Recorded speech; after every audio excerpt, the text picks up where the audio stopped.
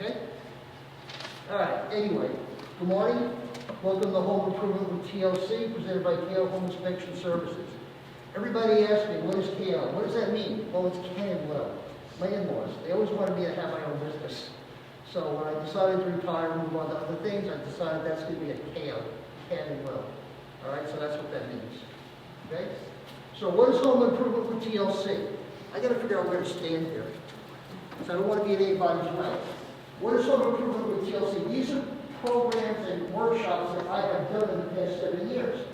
Top right is the electrical workshop, wall and ceiling repair, sink installation, and painting on the bottom right. Right? These are things that we do.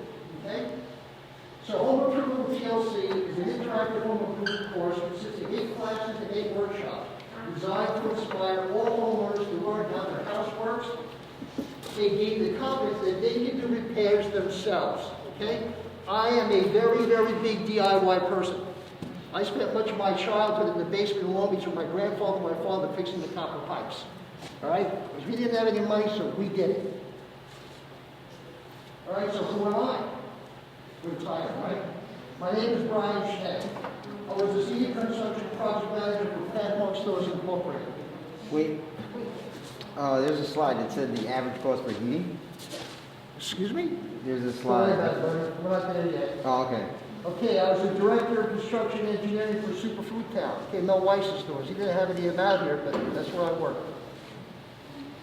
And then I was in charge of construction and maintenance for a Whole Foods market. And everybody knows Whole Foods, right? Mm-hmm. Well, they hired me because I lived on Long Island and they were going to build more stores, but at the time, their stores were located in Connecticut and Jersey.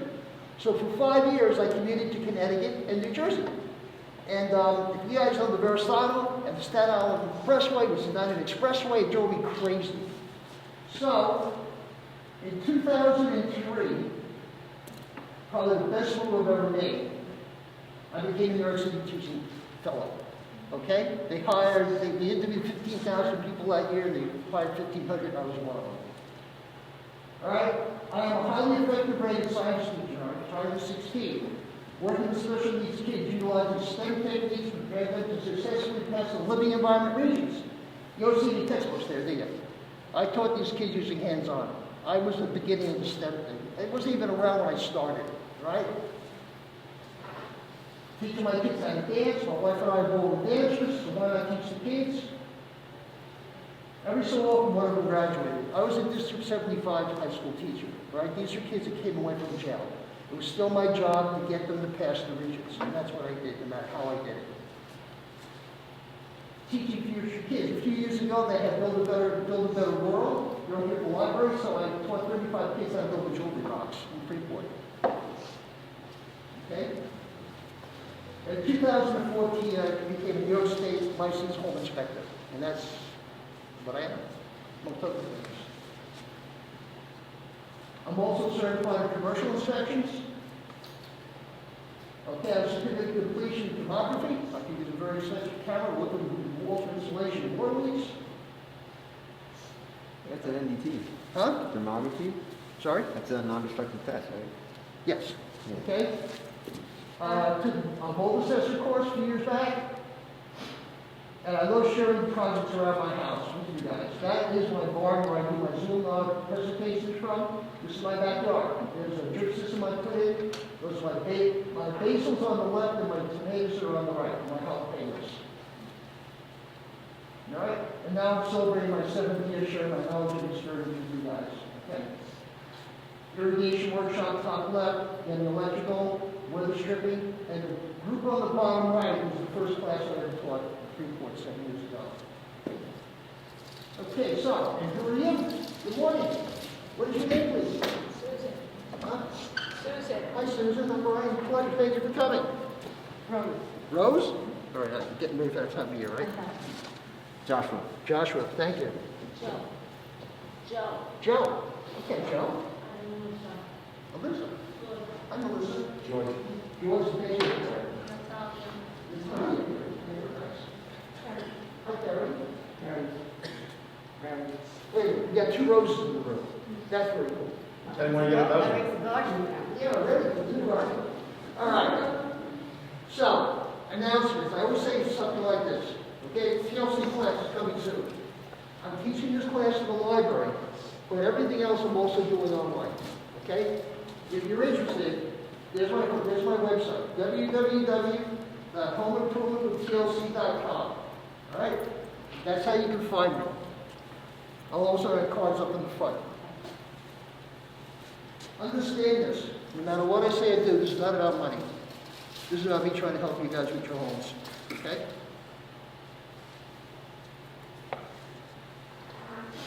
Everybody good? All right.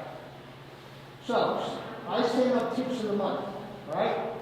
If you want to sign up, it'll be a constant contact thing, all right? I have about 400 people now that I've taught over the years, and I send out tips, all right? How to fix and how to do that. I share stories. I spent the summer, 2 weeks of the summer up in Moosehead Lake, Maine. Anybody ever been to Moosehead Lake? Moosehead Lake. It's 500 miles from here.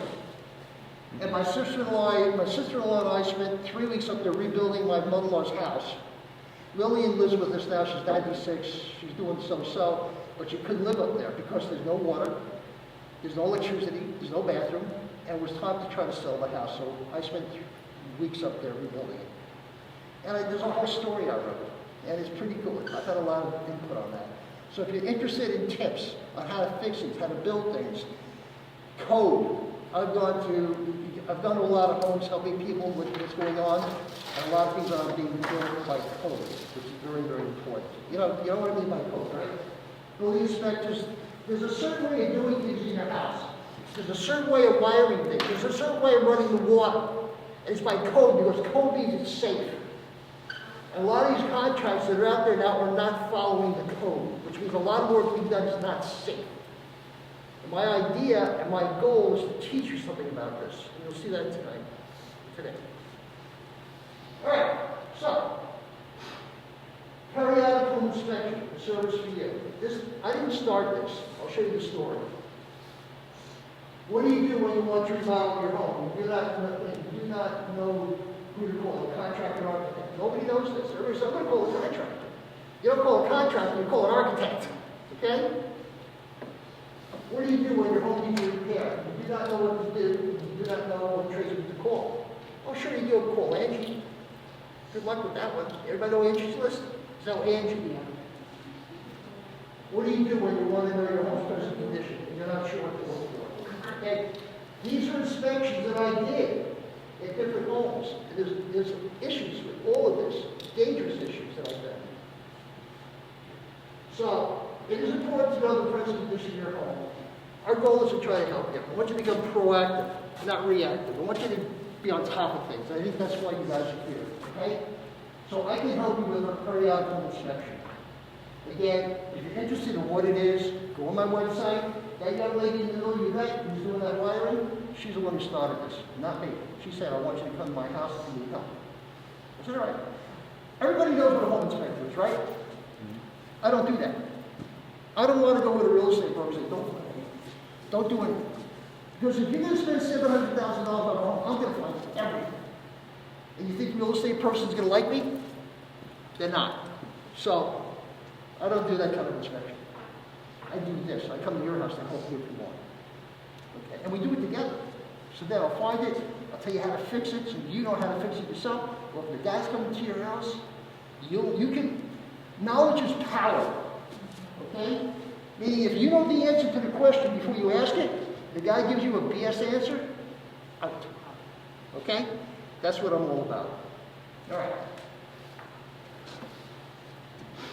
The goals for the home improvement course. Number 1, keep home repair costs down. Number 2, take certain repairs yourself. Number 3, how to hire the right contractor. Those are the goals of what I've been doing for 7 years. Number 1, you will learn how your house works, how the different systems interact, and how maintaining these systems will minimize costly future repairs. All right? Number 2, make certain repairs yourself. With a better understanding of how your house works, you will gain the confidence that you can make certain repairs yourself. Okay? And here's the big one. I love this picture, okay? Learn how to hire the right guy. How to gain gain a better understanding of how the structural and mechanical systems of your house interact, you will gain the expertise to hire the right contractor when you cannot make the repairs yourself. All right? That's number one for me for things. And how do I do it? These are all the topics I'll discuss. You know, with the classes and workshops. Now, this is interactive. Okay, what does this mean? What do I mean by interactive? Both roses, what do I mean by interactive? Zero answers. We can talk, We're going discuss. to talk. It's just not me doing this, you know, for whatever. I want to hear from you. Okay, and the promise is that if you don't understand something I'm saying, you stop me. And I will re-explain wherever I have to do. All right, so let's review the whole class and workshop. By the way, this was my house 20 years ago. All right, so you're going to see some pictures of it as we go through. I included a lot of what I've done there. I did a lot of it myself. All right? Now, I'm going to just show you the classes, what else we teach. We'll probably be coming back here, God willing, all right? Okay, so I talked about the land your house sits on. All right, so you'll learn how the land your house sits on, how to cause problems if not monitored properly. You know, how's it going with your drain, with your gutters? How's it going with your leaders? Are you 3 feet away from the house? Or else that water's going right down into your foundation. All right, this is the kind of stuff people don't even think about, but it's something that we talk about. I talked about your exterior. We learned the fundamentals of what supports your house and how cracks in various locations can be a sign of concern. Okay, again, this is my house, our house, Hope and I. My wife's name is Hope. I'll be talking about her a lot. Your home's interior. What kind of materials I use? I love block. See the glass block? That glass block on the bottom right is over my jacuzzi upstairs. I love glass block, okay? That's my kitchen, top right. That used to be the living room. All right? That's my kitchen now, all right? That's my, well, one of my cats, Sugar. She's gone, unfortunately. But that's my wood-burning stove. Vermont casting encore. The whole house was 75 degrees because of that stove. Wood-burning, logs. All right, I also told about your home insulation. Everybody doesn't know a whole lot about that, how to install it properly, what kind to use. In that class I will teach you. Your electrical system, the biggie, right? The stuff that I have found. Okay, everybody knows what a house ground is. What's your main house ground? Come on, Mr. Yankee. Your main house ground. What is it? That copper spike outside. Yeah, what's it attached to? It's attached to the lightning rod.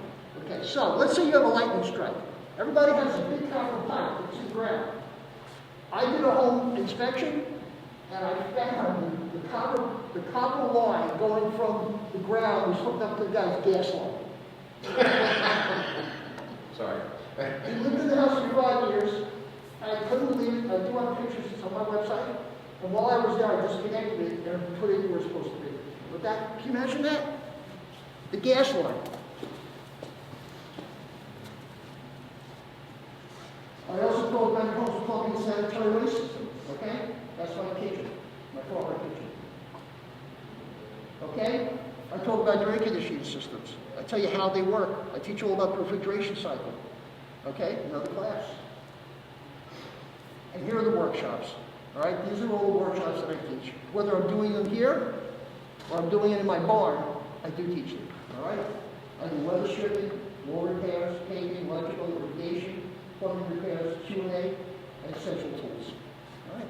So if you're interested, go to my website. All right.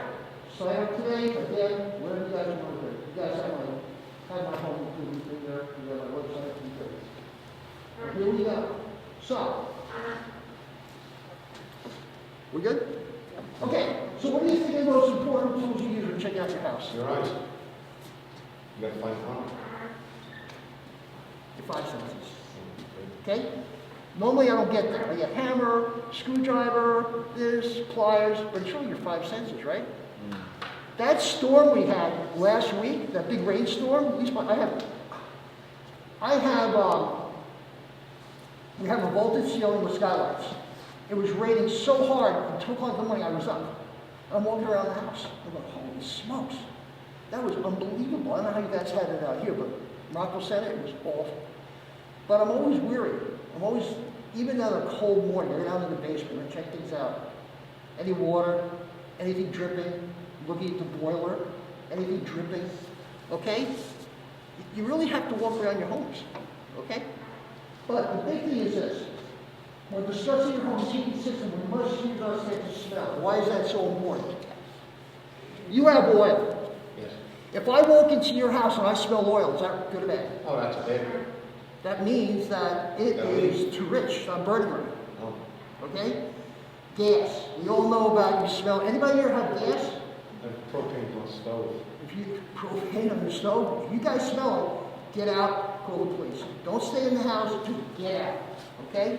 They had that big explosion, I guess, in the Bronx. Gas. Be careful. So, today's topic is your home's heating and hot water systems. That's where we're going. That's what today's class is all about. So, tell me something about your home's heating and hot water system. I'd like to, I'm going to go around the room. I want to get a feeling. Now, you may ask me a question. And if I start looking up in the ceiling, I'm sort of visualizing your house. Okay? It's not that I'm ignoring you, but that's how I do it. I got to picture what you're saying to me and how to fix it. I can do that. I can do that. Okay? So, Ms. Allen, how do you heat your house? With oil or gas or oil? Okay, you have radiators, baseboard, like up there? Okay, how about your hot water? I think that's heated by oil, because of the tank. Is it like And that? it's been, Okay, yeah, okay. yeah, Okay, that's okay. Just Rose one. the basement. Okay, tell me about your hot water, the heating system in your house. Oil, gas. It's oil, baseboard. I don't have a separate hot water tank. So it comes out of your boiler. Right. Yeah, it's called a coil. It's called a The coil. comes out. Yeah, it's the most efficient. I grew up with this. Most inefficient way of heating water. You'll Yeah, see it. I know. And you young men, I have oil.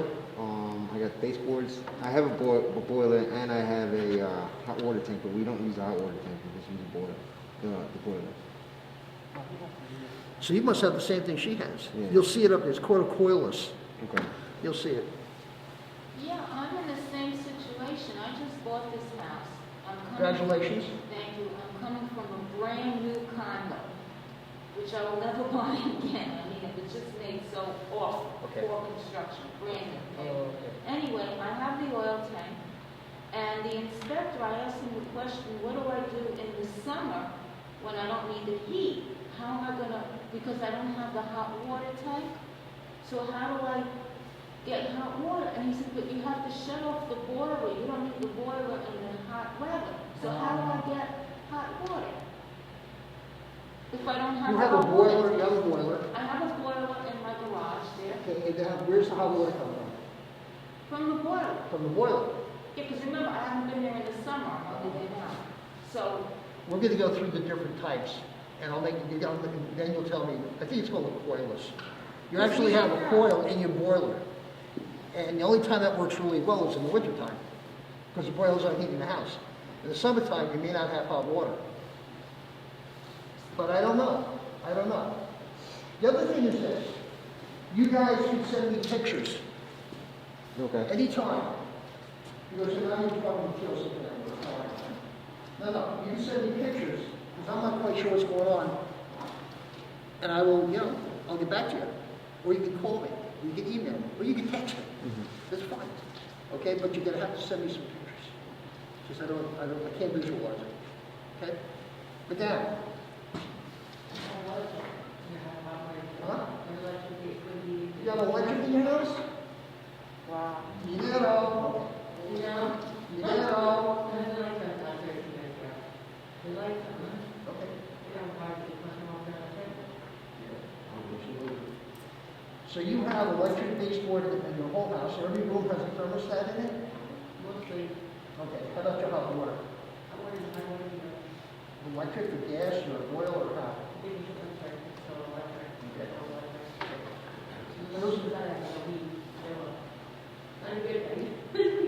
What do you have now? Now I have oil heat with baseboards, and a few years ago I installed a water heater, electric water heater. Electric hot water. I use oil and, You have oil for your heat, you have radiators. I have radiators and baseboard. Nobody ever seen, interesting. Everybody around me, Garden City. It's all over there.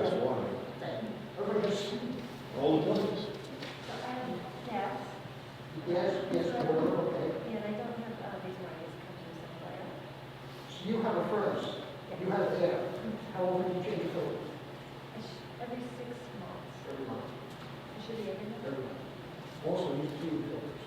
What, I'm sorry, what did you say about gas? She has a furnace. Yeah, She has hot air, like this. okay, yeah. Now you take a look at that vent right up there. See it? See the louver? Uh-huh. The filter hasn't changed in a while. See the dirt? Part of past mark is that we had to change those every month. Now, there's two kinds of filters. And again, this is the HVAC class, but I don't care. All right, you can get a flat filter or pleated. The pleated, kind of like triangles, it gives you more surface area.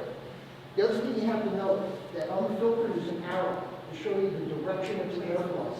Don't blow it. Make sure it goes the right way. Okay? Ma'am? Okay, for 2-year-old money. Okay. How about hot water? Good. Yeah, but how do you get it? Is there separate tank or is it from the boiler? All right, thank you. So now I get an idea where we're going and what you guys What have. is what she has to change? I'm only asking you to have another house myself. You have another house? I have a friend that has a apartment. Yeah, hot air. You say to change, what is You have to change the filter monthly, Monthly. every month. Yeah. Okay. All right. Thank you. So, as we go through our seminar, please remember your house is a living and breathing system. Okay? I taught living environment science, right? Your nervous system is your electrical system. Okay? Your plumbing system is your circulatory system. Right? So, getting back to the topic. So what are some of the components that make your home's heating and hot water system? Well, today we're going to discuss the types of heating, the kinds of fuel, and the variety of domestic and hot water systems. All right? Anytime you have a question or concern about this, stop it. Say, a home heating system is usually one of the following: hydronic, steam, forced warm air, or electric. What's hydronic? Hot water. Hydrant, okay, hot water. So, do you know if it's a boiler or a furnace? Many homeowners confuse these terms, but there's an easy way to remember. A boiler uses hot water, in boiling water, to heat your home, okay? Whereas a furnace using warm hot air, also referred to as forced air. There's your difference, all right? Some of you do have furnaces. So, what is a boiler? The old days, right? A boiler is a mechanical device used to transfer heat from a fuel source to a fluid, such as water. They are constructed from cast iron, steel, or copper. The heating container is pressurized and transfers heat to the water, producing either hot water or steam. What do the three numbers on the boiler mean? The three numbers. Yeah, like it'll say 185, then it'll... You got the PSI, you got the water temperature. I don't know what that means. No, but it's telling you what the temperature is. I'm going to show you where those numbers, those gauges. You're talking about the gauges, right? No, well, it says light, there's lights, there's like yellow lights and red lights above it, and then there's those three numbers, like 189, 165. Well, it's probably temperature and pressure. Oh, Okay? The old type has gauges, like a clock has a no, this gauge. is a brand new boiler. I'm saying you have, it's different. You have to send me a picture. But it's telling you, listen, it's, Oil McLean, while we're playing, sure, yeah. But it's telling, that's, do you have a service contract? Not yet. Okay. They told me because I'm a girl, I should get one. I don't know what. That has nothing to do with it. No. As soon as I heard that answer, you know. All right, so look, this is a very good question for everybody. She has a lot of plans, it's time to boil, and she has all kinds of gauges on it. What advice can we give her, right, to understand what the gauges are telling her? What advice can we give, it's not Joe. Right, what advice can we give Joe to learn what the gauges are telling her? Ask the guy that services the boiler. Guy who services the boiler, or what else can she do? Google. Look it up. Google it. Yeah. Google it. You got the model number and serial number. And then you can, do you have the manual on this thing, on the boiler? You can get it online. Get the manual. And it will look, and then you'll probably even get a YouTube where the guy says, oh yeah, this is what you gotta look for. You can teach yourself. You don't have to spend the money to do it, right? Okay? But you can do that with everything. Now, yeah. I just gotta share something. I had to change a boiler on the house that I have. Yeah. And I Googled everything, and then interviewed like 6 people. And when they came, I already knew Knowledge what they is were power. talking about. Knowledge is And I power. knew what to ask them, and I have no knowledge whatsoever of what a boiler was before I started doing the research. And I knew who was BSing and who was overcharging me. And now I'm an expert. Why can't we do that? Why can't we all do that? If somebody says because you're a woman, whatever, out. Yeah, out. Never, don't. 99% of my students are women. I'm serious.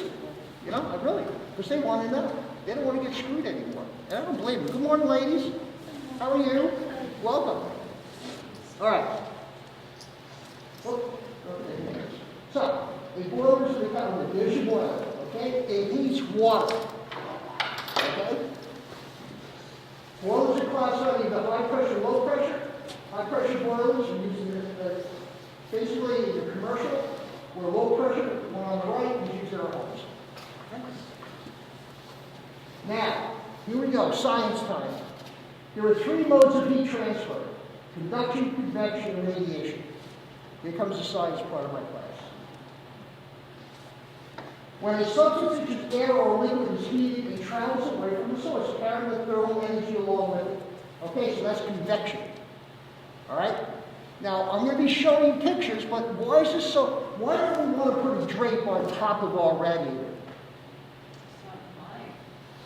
You're not going to get any heat. I mean, come on. All right? So, the type of heat transfer is called convection. The fluid above the hot surface expands. And now, how does a hot air balloon work? How does a hot air balloon work? How? It expands. No. It gets lighter. Hot air is lighter, less dense than cold air. If I got a ladder and went up there, it's 10 degrees warmer up there than it is here. Okay? Hot air rises. So you think it's important to insulate your attic? Yeah. Why do we have mild winters and cool summers? Come on, Long Islanders. Why do we have mild winters and cool summers? The ocean. Okay? Summers aren't that cold. Huh? Summers aren't that cold. How do you problem? Give me out. Okay. Now, why do we have a mild winter? Of course, it's that ocean is giving off its heat, right? Heat transfers from hot to cold. So you're getting through convection. Okay, summer, you got the sea breeze, which is cool. Winter, you got the land breeze, which is warm. But now with climate change, this is going to change, I'm afraid. Okay? But this is all about heating your home, believe it or not. We're talking about convection. Now you have conduction. Conduction transfers heat via the direct molecular collision. An area of greater kinetic energy will transfer thermal energy to an area with lower kinetic energy. Okay? Examples would be you place your hand against a window or place metal into a flame. All right? Heat travels from an area that's hot to an area that's cold. All right? That's why it's really pretty cool to have thermal pane windows. How do thermal pane, again, that's an interior class, but how do thermal pane windows work? There's a gas involved in Xeon. Between the 2 panes of the glass, I'm an Anderson fan. I've had them for years. Okay, I put them in my house myself. In between, they suck out the air, they put in Xeon, and that's the buffer between the glass panes. So there's no transfer of heat. That's how that works. Okay? Excuse my back. I'm just going to teach, okay? All right, so heat radiation from the sun. Heat radiation is transfer internal energy in the form of electromagnetic waves. Okay, most widely on Earth, this radiation lies in the infrared region of the electromagnetic spectrum. I asked this, again, this is another class, but I don't get to see you guys that often. Do I care about the color of my roof? If I'm going to have a new roof put on here in New York, do I care about the color? Sure. Okay, so what color would I prefer? Well, white would reflect more heat. That would be good for Arizona, Yeah. where I went to school. So you want to talk Dark about color. it. Dark. Dark, too much heat. Gray, Right. okay? This is who I am, this is what I do. I'll go all over the place with you. Of course, it makes sense, does it not? If I put a black roof on, right, that attic is going to be hotter than you know what, My air conditioning bills will go crazy and there'll be no reflection. Tin foil reflects, right, radiant heat, right? I'll never have a black car again. Too hot. Never liked it. So it's hard to clean.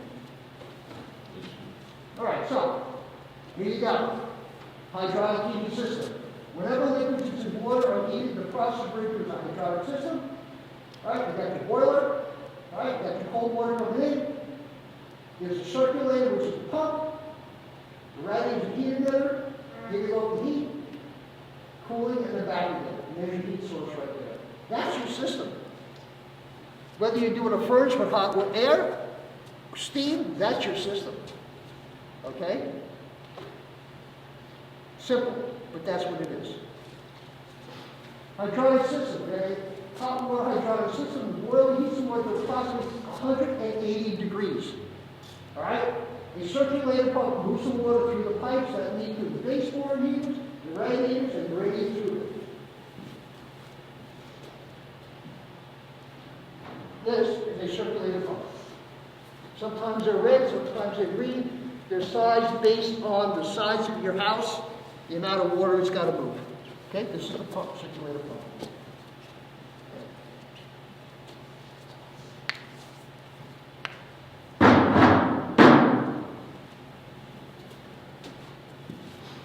Are we good so far? All right. A hydraulic system consists of the boiler and the pipes. Okay, the radiators, the vectors, or floor radiant heating tubes. All right. Has anybody heard radiant floor heating? Oh, yeah. Anybody know the story about Levittown? With the yeah, sure. They got the concrete pipes and the copper pipes and the concrete floors. And the line in the sorry? Are you in Levittown? What happened was Levitt did it right there. He built those homes cheaply, right, doing the right thing for the soldiers coming back from World War II. And he did radiant floor heating when he put these tubes into the floor and then he poured the concrete. But they didn't know at the time that the lye and the cement eat the copper tops. Now they're using something called PEX, which I review and I do the plumbing stuff, okay? But that's another way of heating, all right? Your home's hydraulic system. You've got the fuel, okay? You've got the heat chamber. Can I ask you, excuse me, the radiator that you were talking about, what's the difference between that and radiator? Between the radiant floor and the radiator? One is electric and the other one is... No, we're only talking hydraulic system, we're only talking water right now. Oh, okay. I'll go into electric in a bit, okay? Only talking hydraulic. Okay, no, we're sorry. All right, so then you get your circulator, the convector 4 and 5, right there, and there. T-snap, thermostat, all right, and exhaust gates.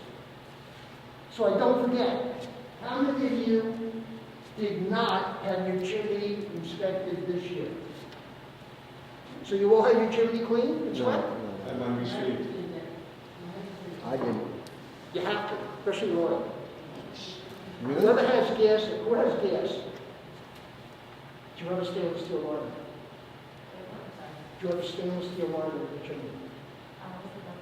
You got to, that's, write that down. It turns out that by code, if you have a gas boiler or gas hot water heater, you have to have a stainless steel chimney or a flue inside your brick. The lining, you mean? The lining? The thing that... Not just the 90, the whole thing. No, the lining. All the way. It has to be aligned, stainless steel. Yeah, because the carbon monoxide generated from the gas is more acidic than from the oil. And it'll eat through the mortar, okay, of the chimney, the bricks, and go into your house. So if you have gas, no matter what you're going to do, you have to have a stainless steel liner.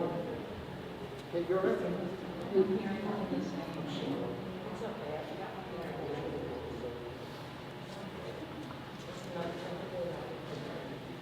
All right, so what happens when the circulator pump quits? If I could show you, I will. I'm going to try. That might work. It's not showing it up there.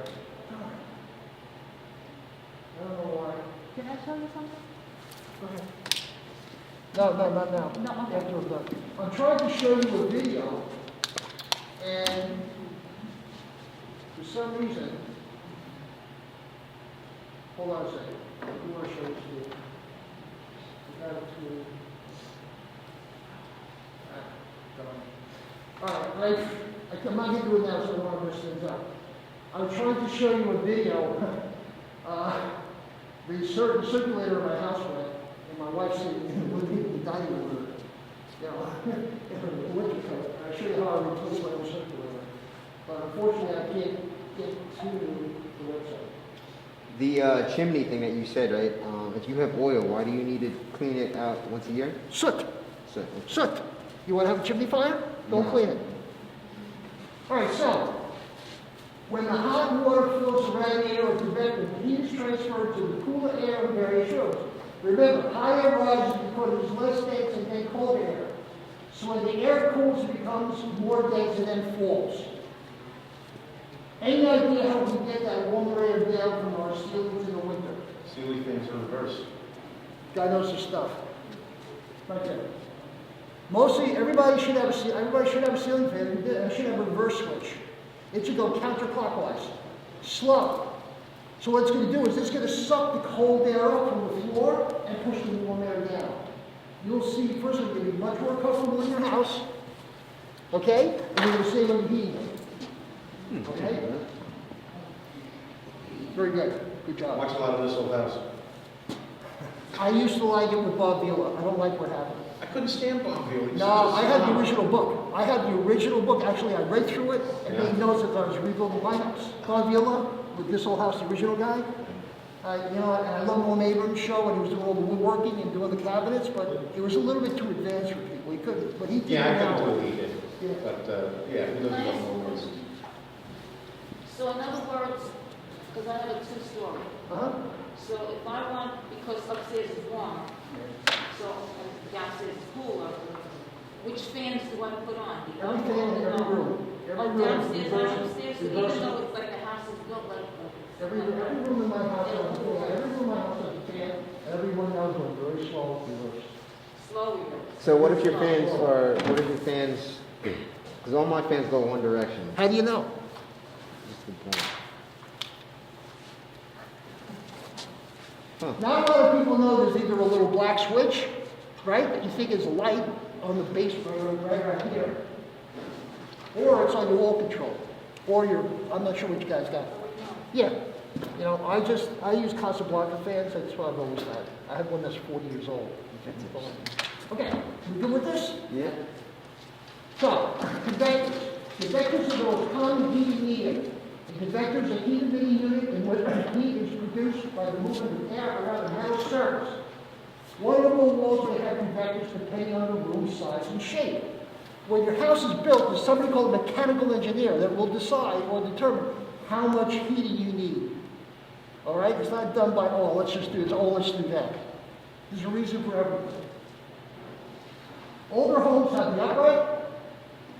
Okay, but the most common is the fin tube, and they're made slanted, which I have one right here. It's built up around, it's everybody's houses. Right, slant. I'll leave it more. Okay, so. Keep your mouth shut. What's the importance of these things? Not the first time I heard that. No, I think you're great. This is what's inside your baseboard. The pipe, what goes from the pipe and heat, say your fence. The fins give the heat more surface area. Okay? If it was just a copper pipe, it wouldn't give off any heat. But because they have the fins, these fins are inside your baseboard. It gives off heat. Okay? Yeah, they get dusty right away, you gotta clean them all the time. You know what? I like you too. When the heat comes on for the first time in October, you smell it? So what do? Pop open the cover.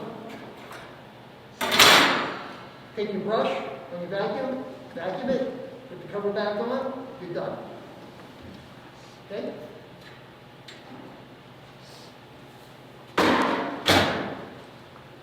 Everybody good so far? Great class, you guys are terrific. So, to get this location, why would you put them on the outside wall? So the cold is. You want to flush the cold walls.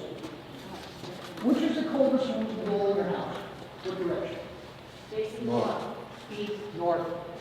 North, at least amount of sun. Okay? Just keep that in mind, all right? The north wall in your house. You really should have any windows there. Okay? So, when should you bleed the radiator? Does anybody have radiators? The story is mom calls me, dad passed away years ago. Mom calls me, Brian. The radiator is like, it's just cold. So it turns out that there is a bleed valve right here. Okay? And all she was getting was the warm water there. So, this is the valve, and this is a crazy key. All right? And you put a glass, you got the heat's on, and you put a glass of water, a glass underneath it, and you just open the valve. And you're, and it starts spritzing water, you close it, you're done. It'll fill the radiator up with water. That's what, so if you guys have radiators, you may have to bleed them.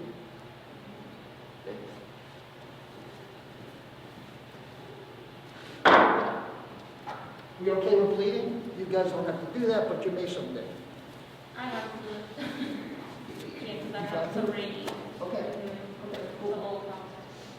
But, you know, it's not a big deal. Just let it. Yeah, that's my little leaf. Did you do it? Yeah, I did make some of it because I had to. Finish it out. All right, because you're not getting good heat. Yeah, no, I'm getting good heat now. But I do have another question later about something on the thermostat. I'm not, they're not keeping me out of here. I'm not going there. All right, so, go ahead. Baseboard heating. Huh? Baseboard heating. Right. If you're on a slab, Uh-huh. do you have to be bleed system? There should be a valve on the boiler. Okay. Normally, they don't have bleed valves in baseboard heating. Okay? Normally, they don't. Yeah. And I'll show it to you eventually. You'll see Okay. the picture. All right. Okay? Are you having a problem with cold baseboard? No, no. I have this burner service for a year. Take a look at the pictures. What do you think about the baseboard on top? No good. You're blocking the heat. The other thing I want to tell you guys is, I don't think I ever saw it. I don't know if I did.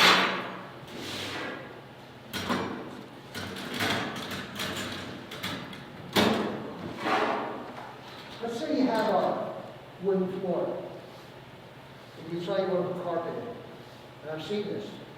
You gotta leave an airspace here. I actually redid some flooring after my daughter moved out when she went on to college. I had to raise the baseboard up. Okay, so put more flooring in. All right, you have to have air here. Remember, air, hot air rises, right? Where's the cold air come from? Here. So you can't choke this off. Right, also, this is going to be trouble you a little bit. That's going to cause leaks. Right? If they're a little sticky on you, the WD-40 will work, or Pam. I like to use Pam, the spray we use in our pots. I use that as much as I use WD-40. I use WD-40 for the screws in the balls with something like this, I use Pam. All right, the lubricant. All right, but do not close off the bottom of this. Then I can get good heat flow. Okay. So I did a periodic home inspection at this lady's house, and this is it. She said, got a beautiful, gigantic master bedroom. And she said, but it's really, my room is cold. Right. You talk about not covering the base floor, but what about my drapes? My drapes go right to the floor. What do you think? Raise it. If I were you, I would get some needles, right? And bend it up Yeah. and let it on top. Would you do that with your air conditioner? If you, I have a window unit that I use, I'll talk about in another class. But I'm not going to put the air conditioner, the drape in front of my air conditioner. I just use a couple of needles. couple of pins. I just So as long as the drapes sit above the above baseboard. it. Sure. And now it makes sense to you, right? Yes. Well, so this is what was in this lady's house. Oh, it's wood. It's wood. Yeah, it's not. It's an insulator. Yeah. It's insulation. All right. You guys are great class. You're getting the hang of it. Okay? All right, so radiator heating system. This is the radiator. This is the best. There's a really great plant place called Hicks Nursery by me. And it's gigantic, and it's beautiful. And I walked around, last winter inside, and it's really warm. Turns out the whole thing is radiant heating. Everything is radiant, and it's just think of this floor, right? This concrete floor had these tubes in it with warm water going through it. It's just like forever. The best kind of baseboard that I really do love is cast iron. Why is cast iron so good? Holds heat. Takes forever for the heat to get off. My wood burning stove, I don't put any more logs in it about 7 o'clock at night. It's still 300-400 degrees at 10 o'clock. Cast iron. And some of my house does have cast iron in it because I saved it. Okay? So if you guys want to go to baseboard, slag fit is good. Cast iron is better. Okay? It gives off the heat forever. Okay. Now, steam, you guys don't have this. It's old-fashioned. It's still used in high-rises. Okay, it's a gigantic system. Okay? A steam system consists of a boiler where steam is produced, a system of pipes that transports steam to the radiators and convectors. It's a one-pipe system. The steam goes up to the radiator, it condenses, lets go of the heat, and then just dribbles back down into the boiler. That's how steam works. Is that an effective system? Sorry? A cost-effective system? Did you say it was a cost effective? Yeah. It depends. It depends The so size much. of the building? It depends on the situation. Remember, and I'm going to say this to you, please. We're talking about heating your house. But I'm not talking about insulation. All right? I do. I'm not talking about the gable vents in your attic. I'm not talking about a ridge vent in your attic. I'm not even talking about if you guys have paper barriers. That's something classy, but this is just heating. But honestly, let's say you did all this, you spent $100,000 on a heating system, and you had no insulation in your walls in your attic. It'd give you the birds. Or it's nice. I love birds. I feed them all the time. Anyway, steam heat, it's a hydraulic system. Hydraulic steam heating system, the boiler turns the water to steam, which then rises through water pipes, radiators, the steam condenses, and returns to the boiler as water. It's still used in high rises. Okay? You okay? Yeah. Okay. All right, so the most common type of steam system, you have a one pipe, you have a two pipe, and then the vacuum return. Again, I sort of more closer to where I live than around here. It's pretty interesting. Okay, here's your forced air. Some of you guys have this, all right? All right, this system consists of a furnace that contains a fan or blower, a heat source, such as gas or oil, a heat exchanger, the casing, and all the components, controls, and the filter, all right? In my opinion, this is the most inefficient way to heat a building. Because once it turns off, it's done, right? It's the most what? Inefficient. Oh, yeah. Because once it turns off, it's done. Okay? So, that's not something I'm totally doing. They come a long way with this. They have the geothermal systems now. You guys have heard of I've that? seen that. They put it in the ground. Yeah. I don't go into that because I'm not licensed to inspect it. But it's only a certain amount of heat you're going to get out of the ground. And then where does it go? To that. Doesn't heat up water, it heats up the air. Okay. So, forced wall air. The system works by taking in cool air from the outside of the doors and passing the cool air into the heat exchanger, where the air is heated up and is distributed throughout the house through a series of ducts and diffusers. Okay? This is it. This is what you guys have.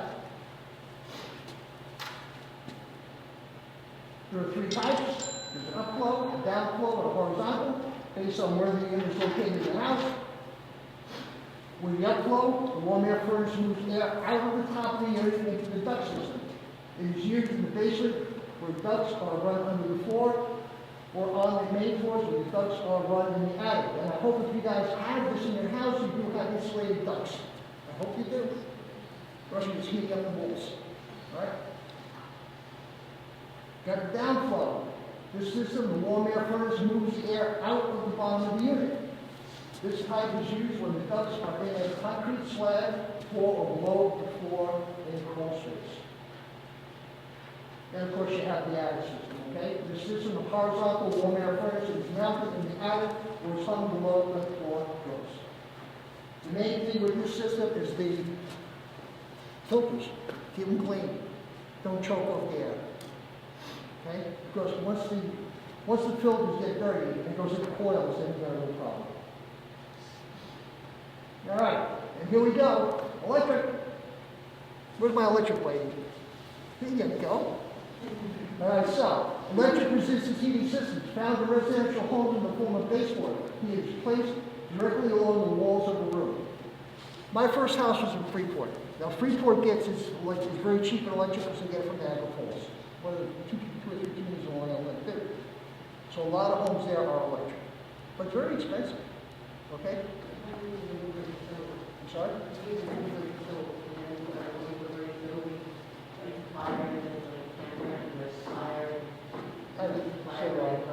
But is there gas in your neighborhood? Is it, well, how old's your house? How old is your house? Okay. Any idea how big the service is in the house and the dance? It's not okay, I'll just ask you. Okay. Just imagine that this lady has this in her house. No, it's really expensive. Okay, because every one is like a toaster. I always ask, I'm going to be talking about a toaster, because that's what the electrical heat is. Okay?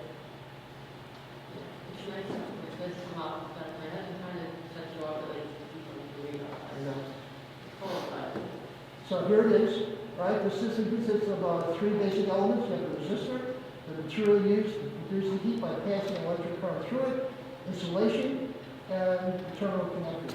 But that's basically what you got. Okay? Okay. So, other types of electrical heating include electric radiating wall panels, an electric furnace, and electric radiating floor heating. Alright, this is what this lady here has. Electric radiating panels are composed of a system of electrical elements embedded in the ceiling, floor, or wall panel of the structure. Heat is transferred evenly to the surrounding objects and people rather than the air. Got the electric furnace. Instead of using gas or oil, using electric to heat up the air. Okay? Now this is kind of cool. Let's say you wanted to upgrade your bathroom. Right, so you take up the tile that's there, you can put down an electric mat. Right? It has to be done by an electrician, because they have to run a circuit to it. Right? But this is a good option. And you can even put it in your walls. Then put your tiles over it. Alright, so I've seen this, and it's kind of nice. Okay. How you doing, Kurt? Good? Any questions? Alright. So, heating, fuel, and power. We're kind of okay with the different types of heating systems. We talk about boilers, circulators, and stuff. Types of fuel. We got electricity, oil, and gas. Alright? The story is, first house in Freeport. Every day I come home from work, I go downstairs to see what the little gauge was on the oil tank. You know, it drove me crazy. My mom in Long Beach, she had well, when Dad was alive, we had an oil tank and the gauge in the garage. Then the Dad passed away, we converted the gas, and it drove me crazy. So, you got the electric heat. Again, electrical heating devices have a resistance heating element that heats and circulating air directly or through the metal cylinder opposing the element. And then oil fire. Oil fire boilers include a burner and controls. These boilers come in a variety of shapes and styles. Oil fire boilers are used to generate hot water or air. What's the main thing about, go ahead. What you just said about that gauge on top of the oil tank, Yeah. okay. I had 100 gallons delivered. They said it takes 250. Yeah, normally it would. How do I know accurately how much I'm even using?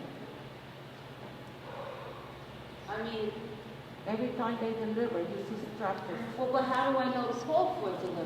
I mean, because how do I know how much I'm using? I never use. Is there a gauge on it? Again, Well, it's not completely accurate, like I use 1.3 gallons or something like that. It's a, what do you call it, like a vial and it's got lines in it? yeah. I think, But like you just said, when you would get home, like it drove you crazy. So how do you know for sure what's in I it? think there is a device called like an ultrasonic, so it's like a transducer, and you put it on your boiler, and you're able to measure the level of the liquid in that boiler. I think it's online somewhere. My friend has it. I gotta ask him more about that. Well, I think the best thing to do, first of all, I think it's a great question. The people here who have oil tanks, I'm going to ask you, have you ever had a tank with sludge pumped out of the tank? That tank's only a couple years old.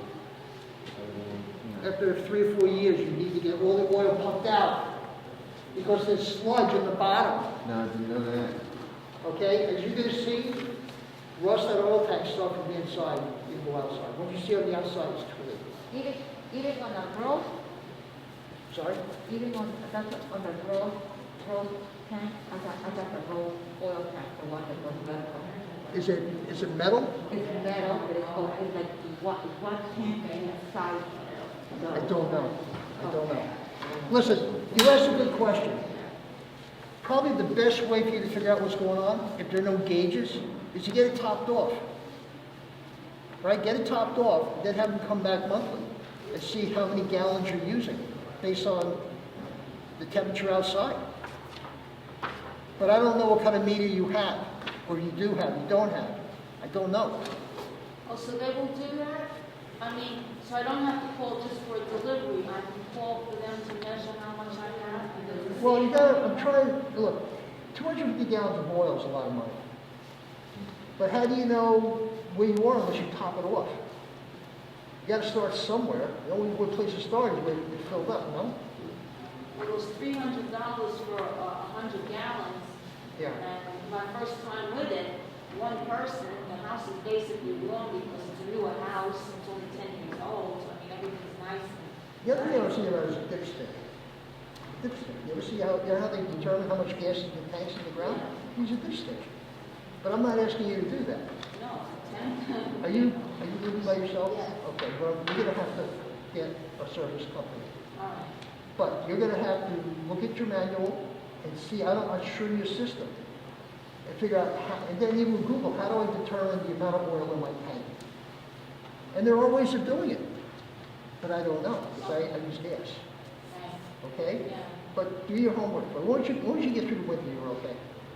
Yeah, and so far everything's okay. I mean, will the boiler shut off if I run after, will it burn out Yeah. like a car, like an No, engine? it'll just If stop. I run out of oil? It'll Okay, so the house won't blow up if I. No, run it'll just out turn of off. oil. It'll just turn off. That's what I'm concerned about. But Well, you need where to- is the sweaters? I don't care. But listen, as I'm going through stuff, and you're gonna hire a company, you have to write down the questions you have to Oh, ask. I know my question. That's what this is about, education. Thank you. Okay. All right, so oil-fired heat, oil-fired boilers, including burner controls, these boilers come in a variety of shapes and styles.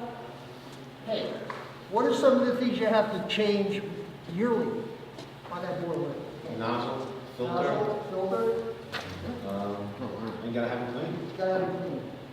If you smell the oil, it's not burning right, okay? These are things you need to tell your contractor that you want to do. Google, how do I take care of my oil? My burner.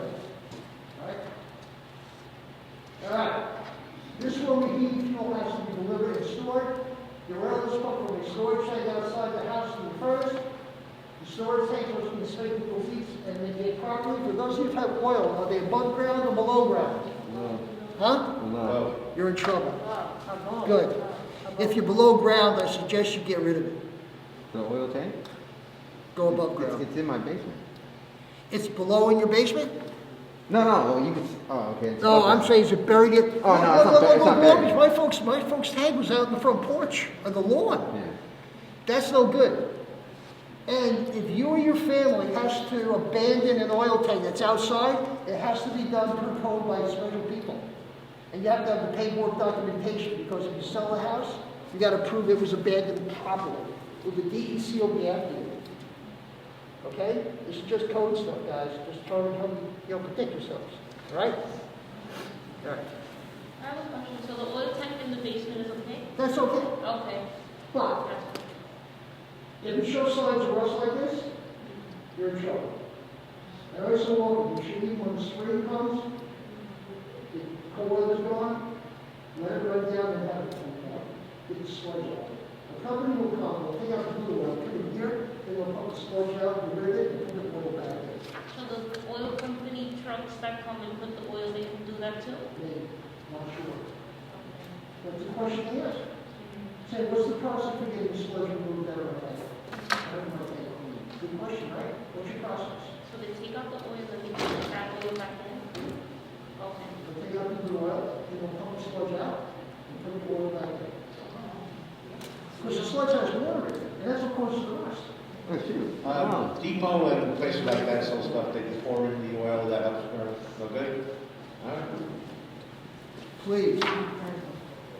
All right, gas-fired heating, yay!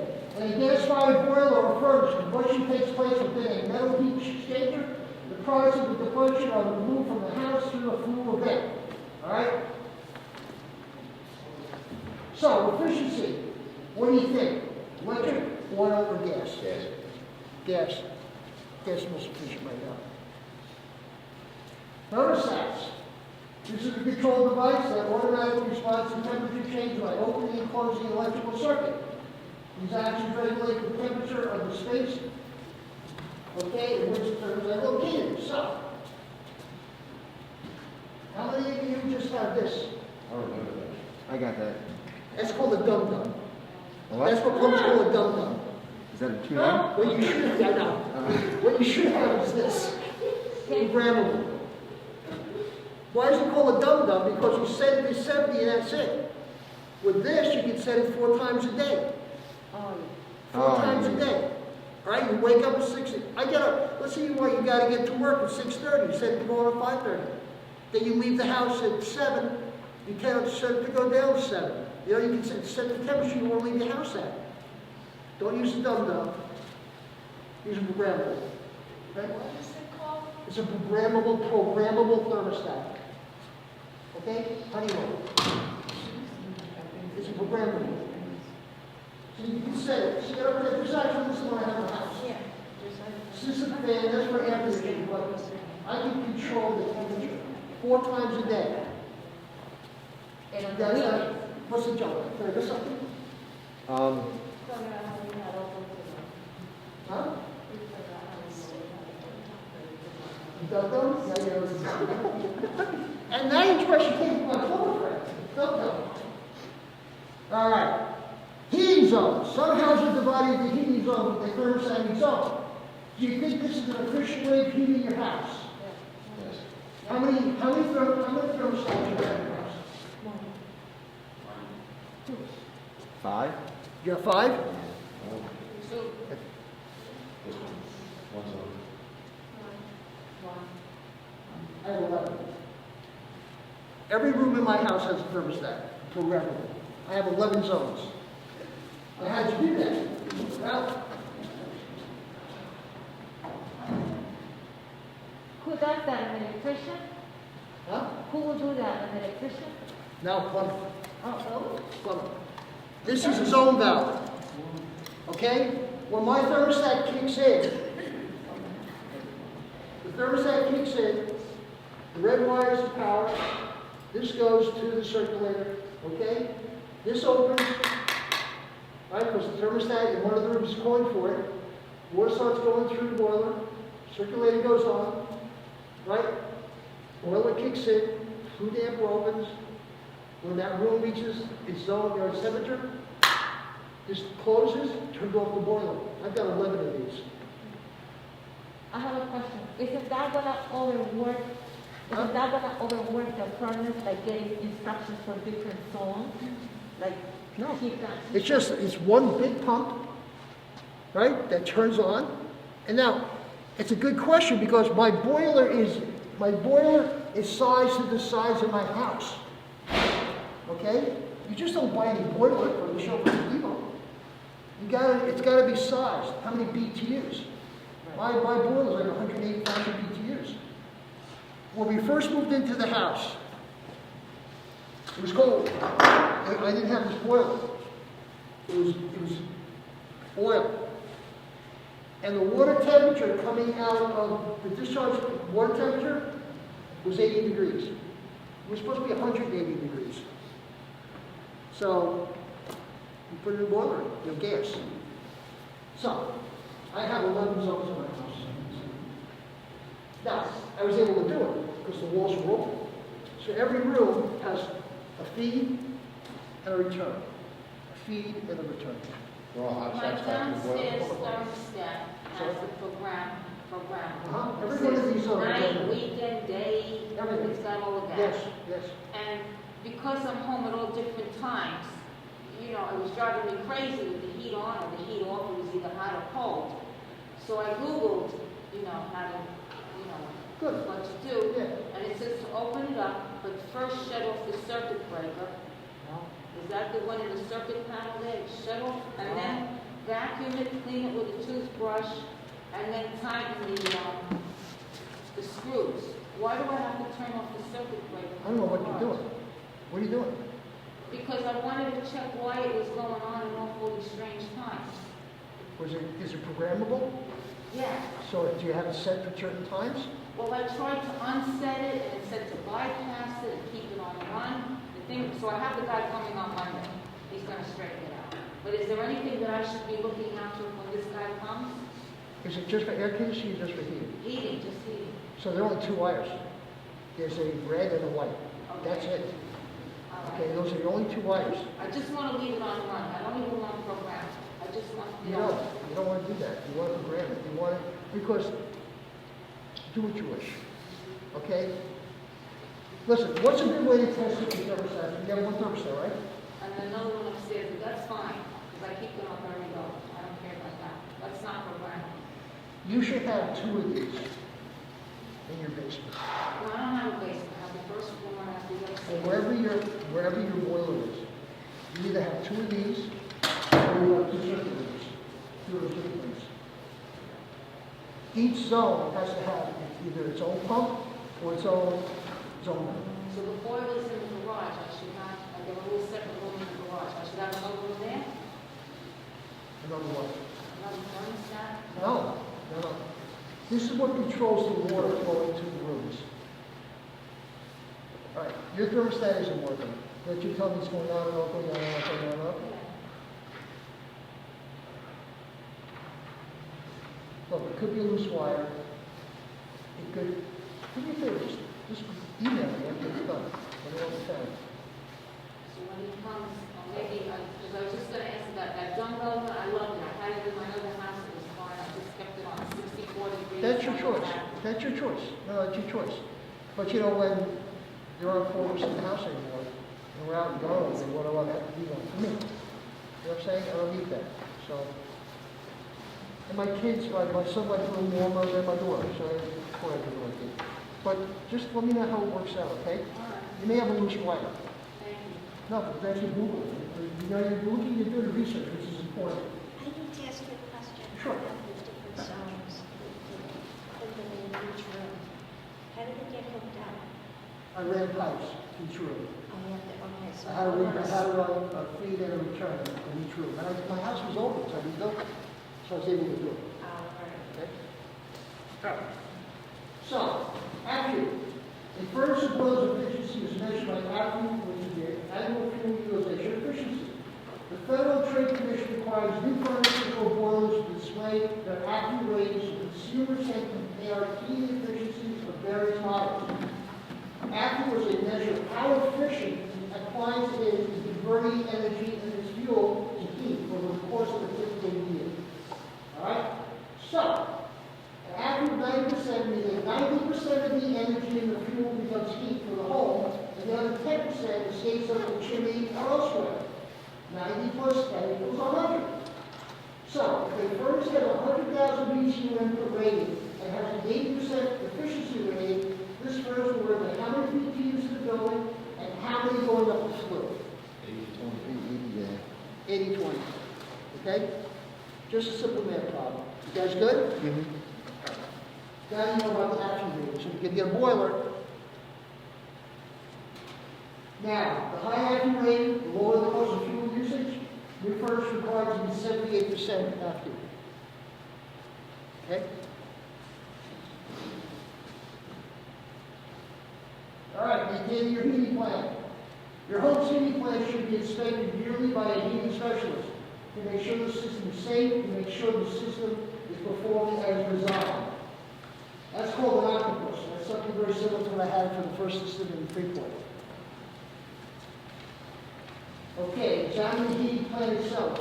Is there evidence of leaking water, cracks, rust, or corrosion to the furnace's cabinet? All right, this is something you all can do. All right? Is there a normal amount of soot around the furnace or the connection to the chimney? See the soot? No good.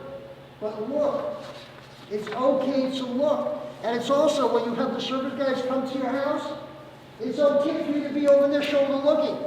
Because it's your house and it's your money. Right? Okay. When was the last time you had your chimney serviced? Yeah, I know. About a big little boat. How often does your husband sweep the chimney for your wood stove? I do it in October, Columbus Day. I wait the whole season before I sweep my chimney. I used to install wood burning stoves for guys, people might taste this. Yeah, but make sure he does it, okay? Yeah, but you see, doing it now doesn't help because the creosote, right, is still good.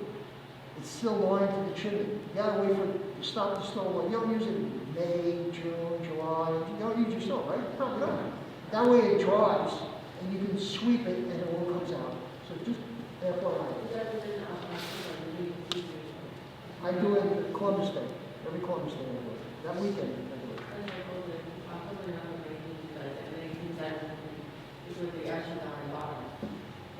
Does he season his wood? No. Does he season the wood? Yeah, you can't burn wet wood. You gotta dry for your year. Okay.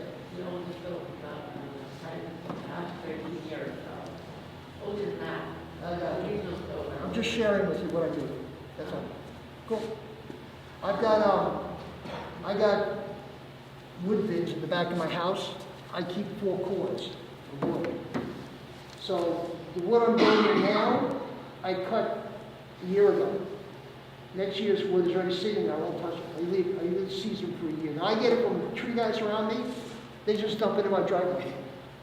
You know, so I cut it and I split it myself. So I see. Uh-huh. Yeah, I can. Yeah. How long did you have the chimney swept? Yearly. Yearly. Yeah. All right, so, periodic monitoring. Do you know where the safety cutoff switch is and does it work? All right. Everybody should have one of these by the boiler. Now, if you have a boiler downstairs, you should also have another switch like this at the top of the stairs. Okay? God forbid there's a fire. Downstairs, you can turn off your boiler upstairs. So everybody who has a boiler downstairs or a furnace, you should have 2 switches. One for service on the boiler or furnace and one at the top of your stairs. Okay? That's important. Okay. If you have your boiler in a room, if the heating unit is in an enclosed room, is there adequate ventilation? Is the door to the room metal, self-closing? Is there a louver so the unit can breathe? I don't know what you all have. Uh-oh. Here we go. Oh, coming back. That was a big question of mine, because those slats up there in the high ceiling of the boiler room there, the metal door, I was wondering why they're open. I figured, do I have to close them? And the man says, no, you want that open because you want the air. I said, Want air, gotta breathe.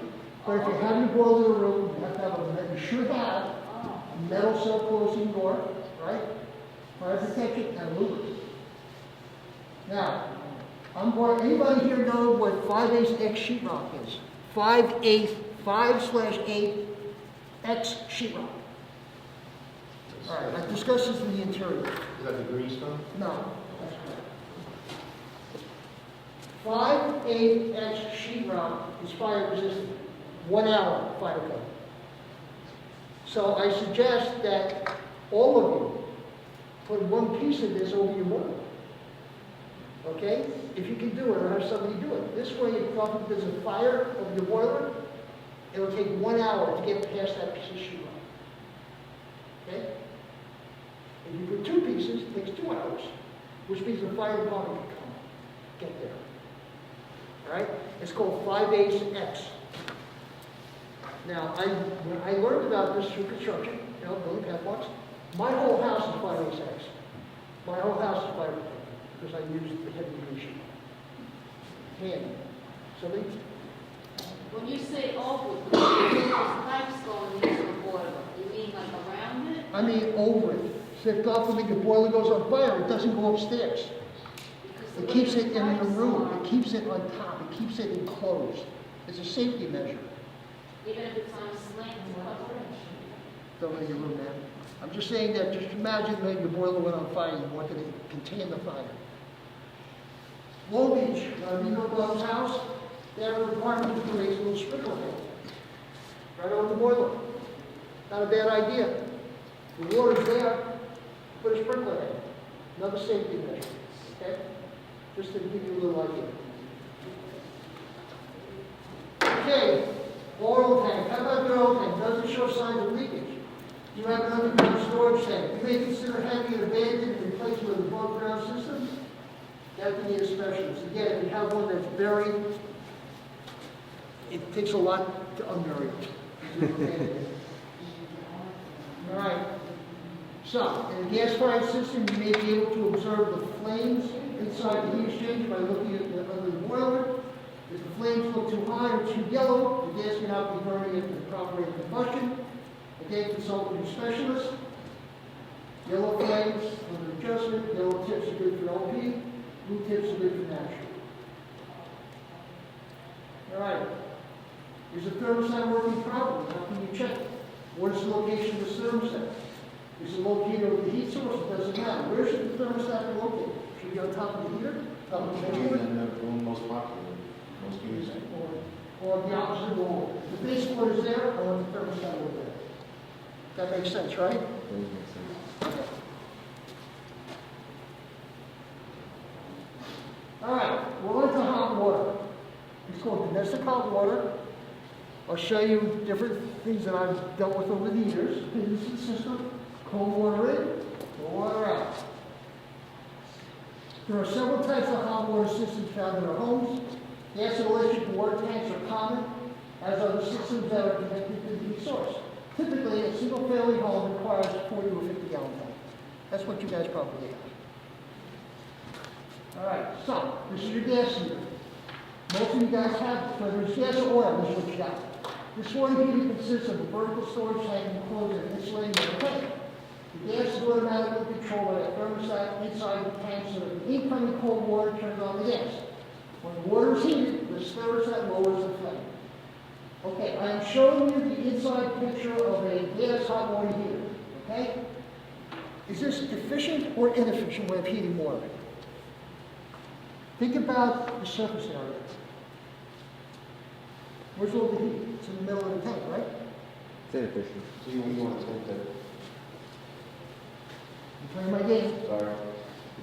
Now, this is your toaster inside your hot water heater.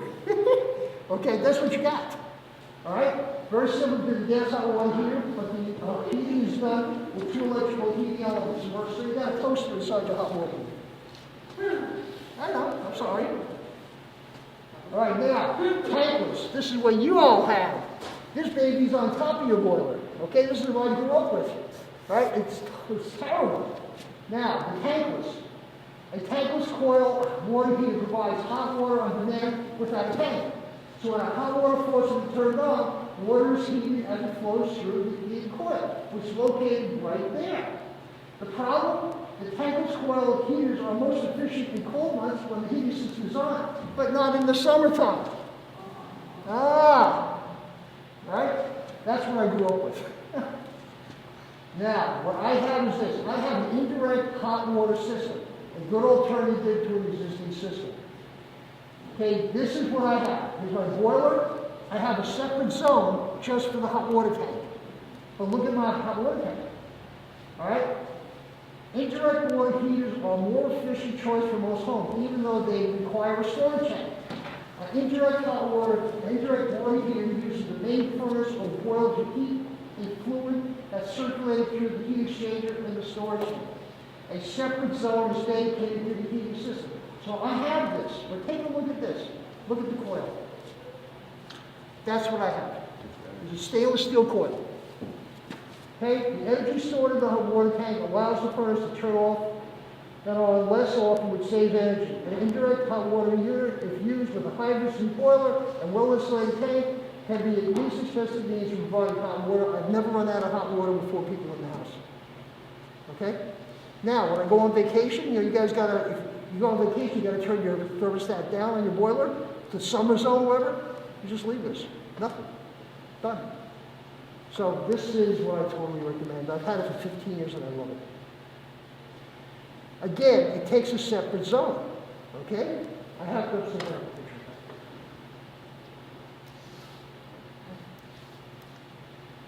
Okay? There's a circulator, and there's it goes in and goes back in. And all this is doing is circulating the hot water that's already in the boiler. Okay? But what's really cool about it is the surface area. All that stainless steel coil is heating up everything. So I show you 3 pictures side by side. Right? You got the heat in the middle, right? You got the toaster, then you got the coils. So just a suggestion to you guys. All right. What to look for. Guys, if you see any bit of rust at the base of your water tank, it's done. Don't wait. It's done. All right? They rust from the inside out, not from the outside in. All right? Water tanks do not have a long lifespan. The age limit for most water heaters is approximately 15 years. If there is rust at the base of the tank or unit, replace it.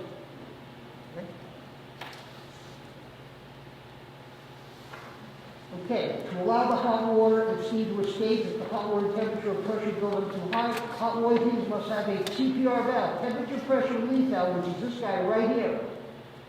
If the pressure gets too high, the valve automatically discharges water before it reaches the boiling point. The valve is located here on the top of the tank. It must have a pipe extension pad running down the pipe. Everybody should have this on their hot water heaters. Everybody. All right, it's a TPR valve, plus you have to have this pipe. So God forbid this goes off, it'll be on the floor, not in your face. All right? You okay? Yeah. The temperature pressure relief valve should be tested by your heating specialist once a year. They do fall, there could be false. They should give it a little trip. Temperature pressure relief valves installed on residential hot water heaters are designed to safely relieve pressure at 150 psi and on a temperature 210 degrees. So if you reach 150 psi, it's going to go. If the temperature goes above 210, it's going to go. And it will protect that from happening. This is a real picture. That's great. That's a hot water heater that went through a guy's roof.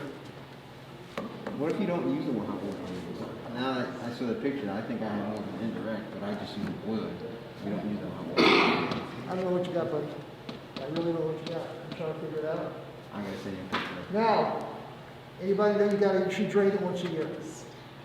There's a lot of mineral deposits down there, okay? If you don't know how to do it, watch your specialist do it once, then you can do it yourself. All right? It is recommended that the water tank be drained annually. This will help prevent sediment buildup, which could hinder the performance of the hot water heater. Again, this should be done by your heating specialist during his or her annual inspection. Another question you should ask.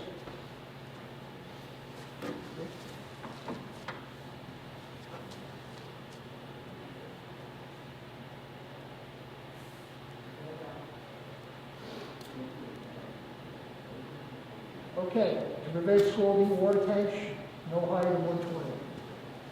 Okay, before I forget.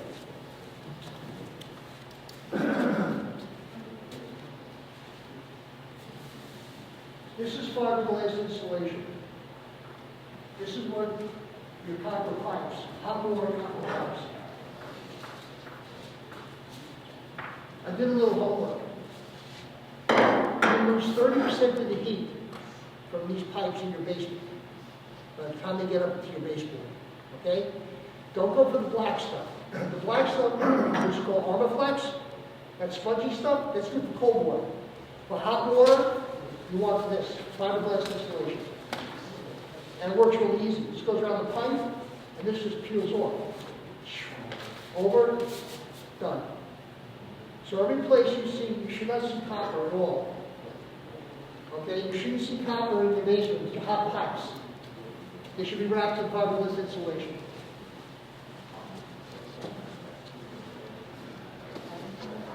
Yep. Don't let them, and that's like $3.60 for treatment center.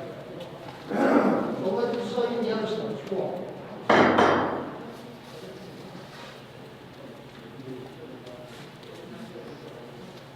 I'm sorry, how do you call this installation? Because when I did it, I thought of regular, so that's why.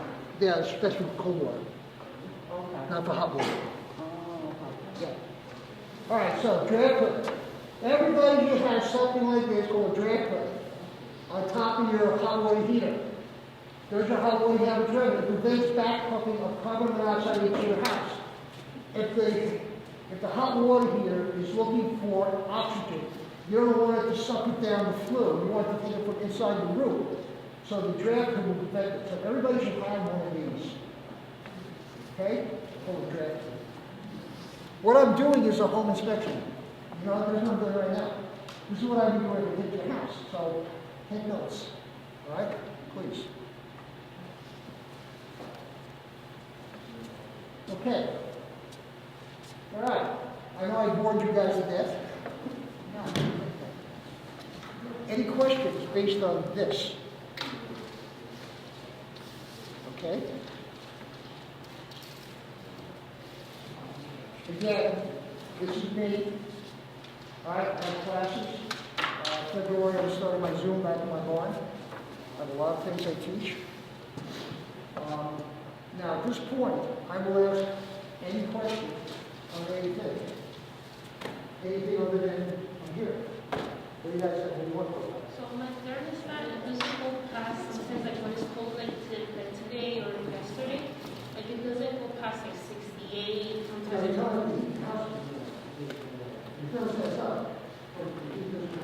the heat is coming out, but let's say I set it to 73, it won't get there like when it's really cold. Do I need like, I was like Googling and stuff, but do I need like that common wire thing? Because I have the red wire, I have the white wire, so like No, your heat's working. What kind of house you have? I have the red. You have a red, or you use it right now? Yes, You have insulation? yes. Okay, when you look at the attic, and you look at the insulation, what do you see? Do you see paper, or do you see yellow, or paper, whatever? It's used they put in the pink. I don't know, what do you see? Do you see paper, or do you see the fiberglass? What do you see? The fiberglass is the wood, like the pink stuff. Yes, what do you see? You see the pink stuff, or you see the paper? I don't see the paper, no, I just see the pink stuff. Which is good, it means it's pretty right. The pink stuff on the insulation has paper, then the fiberglass. The paper is called a vapor barrier. That always faces the heat. So that would be facing down if it's up in her attic. If it's in your wall, right, it's facing inside the roof. Okay? So that's the first thing, right? I don't know how well your boilers work, how efficient it is. I don't know. It's new, it's like from like 2018, 2019. It looked like that blue one that you had up there. Probably a bone. But hear me out. I don't know the size of your house. I don't know how many. Did you have it installed? It was before when I bought the house, it was already installed. It was already installed. Then now, I'm not sure if it's big enough. Okay. Another thing I want you to do is I want you to, the hot pipes coming out of your boiler, try to take the temperature. They should be 180 degrees. Okay, that's another one, to see if it's producing enough hot water. Now, do you have radiators or do you have basic? Well, Leave the radiators. Do you have a leak? yeah, I think I let. Do it again. Do it again. All right, leave the radiators. How many thermostats do you have in the house? That's the other problem. All right, it's only, just think about it. You have a room, it's 1 floor. Right, and where's the thermostat? In the living room?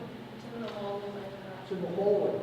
So how's it gonna feel listen, you have the opportunity maybe to put a couple of more zones in, close to range. Do you have a crawl space or a basement? basement. So you can be able to run stuff. But just imagine she has this big room, guys, and she has one thermostat, and then she has the bathroom, the kitchen, whatever. Not every room's gonna be comfortable. There's a lot of questions, but I'm hoping you start to dissect each of the options. Is it the right size boiler? Is this thermostat working correctly? Now, these thermostats are about $30. You can probably replace it just to see. But it's really hard. I used one is with the Google Nest, and that was crap. Like that didn't do anything. What? Like the Google Nest. I don't like the Nest. So I went back It's to. called Nest. It's like it fuels you or something.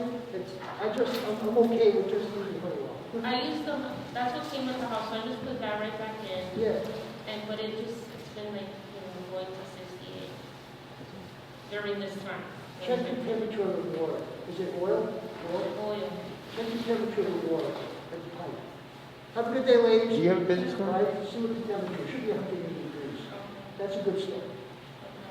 Any other questions about any? Do you have a business card? I'm gonna go to the river.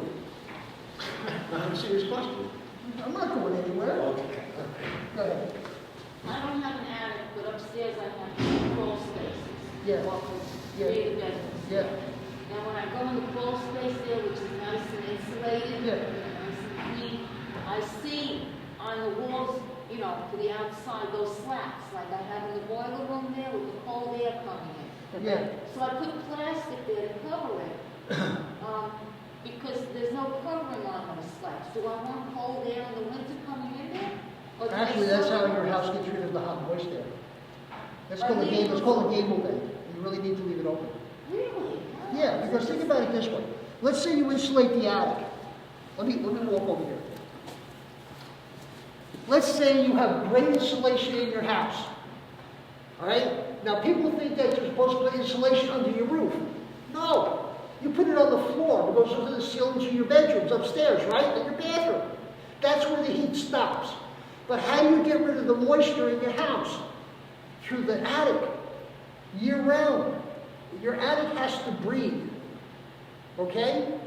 Don't close off the gable vents. That's what they call gable vents, I believe. I wouldn't close them off because what's going to happen is they're going to be moist. You're going to see moisture on them. And if the moisture can't get out of your house, it's going to rot the wood. Oh. Sure. Again, I teach this in my installation class. Let me go back to the Yankee guy. What you got? You keep talking about insulation, it makes sense to me. What I want to know is, have you seen the spray-on insulation that? Very expensive, great for new construction, and if you're having something done. But quite frankly, I'm in the process of adding insulation. You just pop it in. Okay? Yeah, I don't want to do it, but have someone else do it. Fine. I just figured that maybe if I had the old insulation ripped out, it's probably been there since the house was built. I figure maybe replace it with the spray, because it might be easier and faster. You can certainly get a price on it. But you're gonna try. But when you spray it, Yeah. you know what I'm saying? Yeah, and everything has to be open. You got it? You live with me? Yeah, me too. If you need a card, if you want to get home, my card's up there. Like, I have a card up there if you want to get home. Up here. Up there. Thank you, sir. I appreciate it. Thank you for Well, pleasure. Bye. Yeah. I'm not going. Here, How do I sign up for your class? just go online. You'll see it. Do you make appointments, like do you come over to the inspection? I will come and do a periodic home inspection, or you and I do it together. Is that an effective insulation? It's the best. Yeah. It's the best. It's the best. Any other questions? I have the same thing as she does. Huh? I have a crawl space and I have the vent as well. Yeah, And why are you saying, because Has to I do the same in the winter only for 2 months. yeah, but you gotta get rid of the warm moist air. I close it because. Yeah, I but have you're not a- you're gonna get mold and mildew. What's that? You're gonna get mold and mildew. Ah. The house has to breathe. The house has to breathe. Okay? When I need work done, I go to the Better Business Bureau website and see who they got in my area that have the A+ ratings. Hold on, let me, Ma'am, so every year then in the spring you remove it, but only. No, I only keep it. I leave it off. Now that he's saying, I used to do it January and February only because of the cold air. I was concerned that it would freeze the pipes on the crawl space. So what I did on the pipes, I put